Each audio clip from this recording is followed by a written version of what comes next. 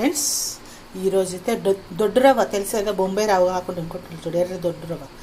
ఆ రవ్వతోని నేను ఇడ్లీలు చేస్తాను. చూడండి ఎంత బాగా వచ్చినాయో. అంటే చాలా హెల్త్కి మంచి కదా ఇది. దొడ్డు రవ్వ కొంచెం వేయించి రాత్రే నీళ్లు పోసి పెట్టుకొని ప్రొద్దున పూట మళ్ళీ కొంచెం పెరుగు కలుపుకొని సాల్ట్, కొంచెం క్యారెట్, కొంచెం కొత్తిమీర కరివేపాకు వేసుకొని కొంచెం పెరుగు కలుపుకొని ఇక మళ్ళీ దాన్ని ఇడ్లీ బ్యాటర్ పెట్టేసుకోవాలి. ఇది ఇడ్లీ తయారైతే కొంచెం లేట్ ఉంటుంది కానీ చాలా బాగుంటుంది.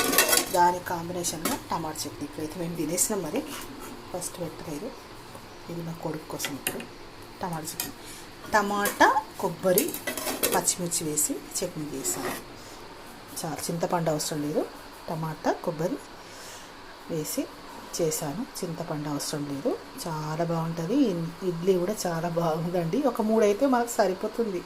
Okay, bye.